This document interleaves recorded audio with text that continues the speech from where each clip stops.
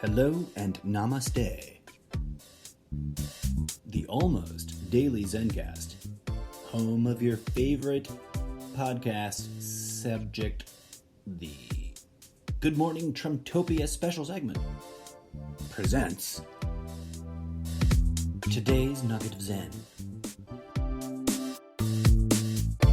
I am your host, the incorrigible Mr. Zappo.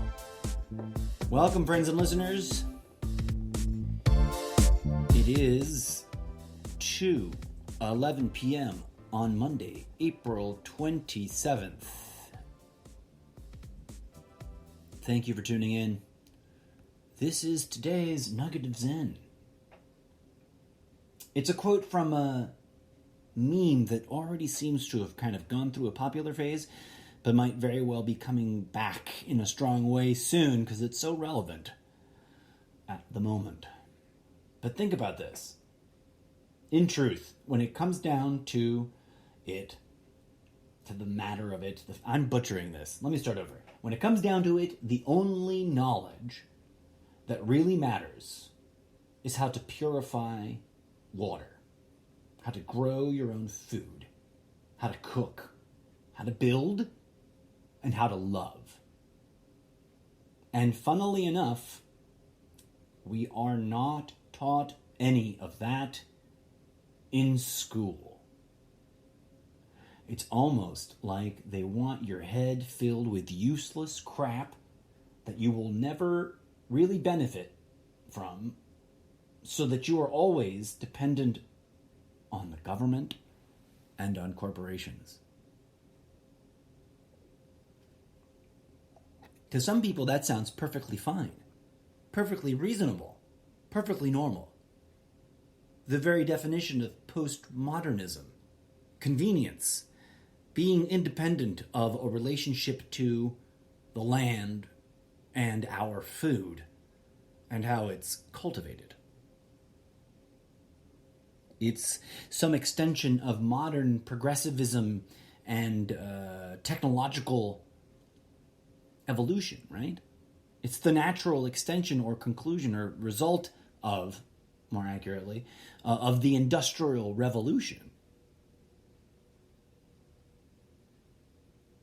But when you set aside convenience, when you set aside the norms, when you set aside everything that we get trained into, right? Everything we get taught about how to navigate and, quote, survive, end quote, in this postmodern concrete jungle that we've created and enslaved ourselves to, the things they don't teach us stick out like a sore thumb, because the moment something goes wrong, we will all be at each other's throats instead of just thriving without the system. And curiously, that kind of chaos is easily profited on.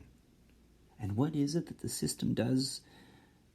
What is it that those in control are most addicted to? Profiteering. So it is no surprise, really, when you think about it, that very few people know how to purify water. Very few of us out there actually, practically and pragmatically are capable, through the knowledge and the wherewithal of having the stuff to grow our own food. Very few people out there really know how to cook. We know how to warm things up. We know how to use the oven or the microwave or the stovetop to defrost things. And I mean, there are of course exceptions to all of this. But how many of us really know how to build?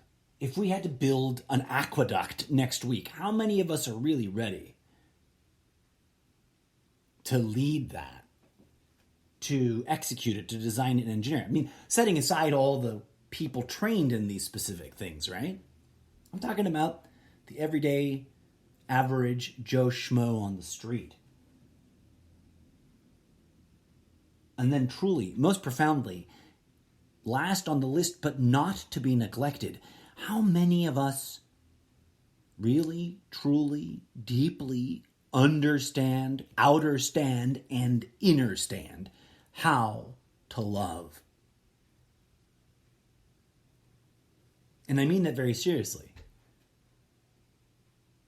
There are multiple modalities of comprehension that we all lump together in this word, understand.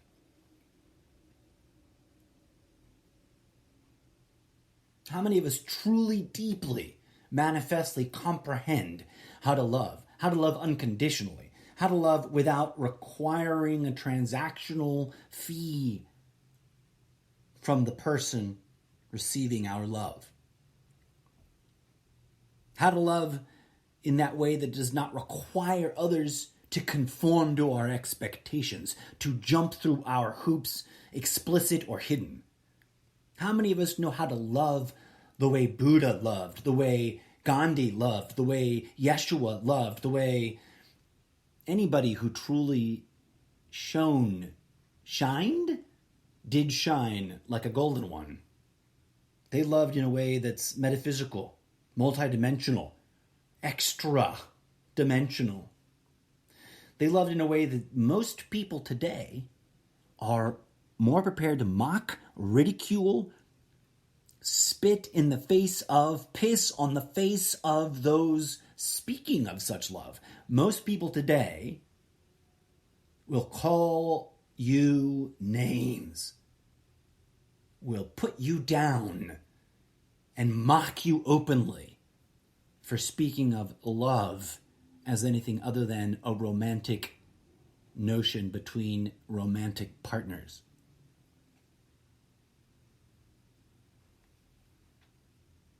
To what end? What good is this postmodern, toxic as fuck, concrete jungle of an open-air debt slavery prison? What good is it really doing? I mean, I get it. There's a lot of benefits to the postmodern era. We have plumbing, we have medicine and hospitals. I get it. I'm not blind to that. And I'm not saying burn all that to the ground. But I'm saying underlying all of it, there is a certain level of toxicity that we have been neglecting beyond our entire lifetime. We've been neglecting it throughout, since the Industrial Revolution, right? Since the time before the Industrial Revolution, arguably, in my thesis, we have been neglecting this issue, this toxicity issue of the way in which we are building our own future since we knocked over the Tower of Babel. Which is, of course, both a real physical, pragmatical thing that happened out there in the material world, but also an esoteric event that happened in the interdimensional worlds. Which is, of course, a deep subject to get into on another episode. I invite you to contemplate this conundrum, that we are dependent on these things, even as we criticize them, these governments and these corporations. Even those of us who are, quote, woke enough to call them out, still drive cars, still shop at the stores. I mean, I know that there's a spectrum of this, right? And that there are truly people really off the grid already out there on their own land, growing their own food. Of course there are. But most of us are on this side of the spectrum, no matter how adamant we are in our vocal critiques and our public activism, right? And that's myself included. I'm sitting here using multiple toxic devices that are reliant on oppressive business practices that damage other human beings in order to be able to tell you, hey, contemplate this, friends. We've built a toxic system. We've built a toxic system that is not only oppressive and destructive of Mother Earth and of our fellow brothers and sisters in the human species, but of ourselves. Those of us who enjoy this system and turn a blind eye to the toxicity are, in fact, enslaved to the convenience. And we are being traumatized, no matter how much we are abiding by it because of the convenience that is provided. We are being spiritually, emotionally, energetically, and yes, indeed, physically traumatized. But there is hope yet, friends. For we can indeed teach ourselves and teach each other how to purify water. We can rediscover as communities how to grow our own food locally. We can indeed reinvent how we prepare that food, let alone cook it. And we can always rally around new ways to design and build communities. And love, thank God, is an organic truth that resides in everyone, no matter how fucked, how jaded, how bitter, how cold, how removed from their own understanding of themselves they have become. Deep down, love is everywhere, because it is not the cartoon, sexualized, over-sexualized, hyper-minimized little nugget of something that we have distracted ourselves with, but rather a fundamental, energetic, structurally significant and organic to the whole cosmos phenomenon. It is something larger than we give it credit for being. And we can always reconnect to it, rediscover it, reintegrate it into our lives. No matter how dark things get, no matter how complex our social circumstances seem to be, no matter how indomitable the evil empire appears to become, no matter how impossible to change the enemies pretend to be. These things are always within our grasp to change and reconnect to and rediscover and reinvent.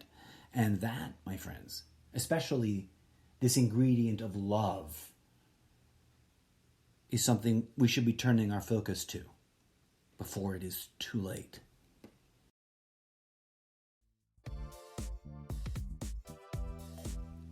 As always, thank you, friends, for tuning in.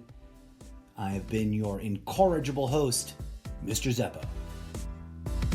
And this has been today's Nugget of Zen.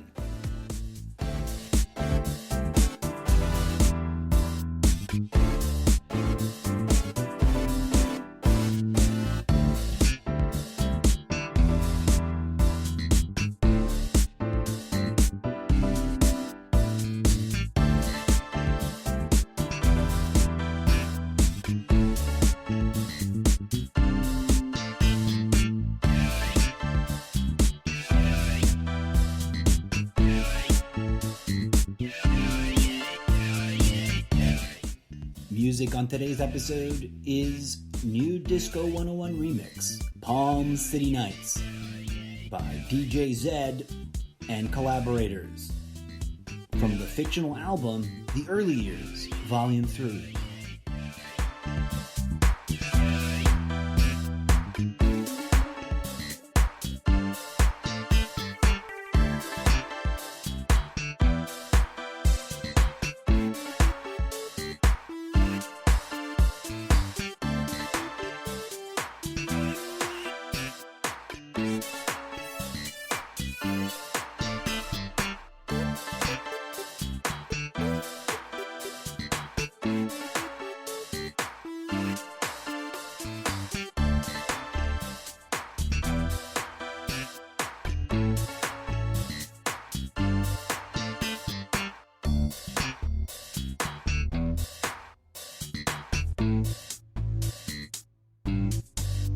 As always, friends, may peace, love, and grooviness blossom in your heart. And don't forget to pay that shit forward. The world needs it.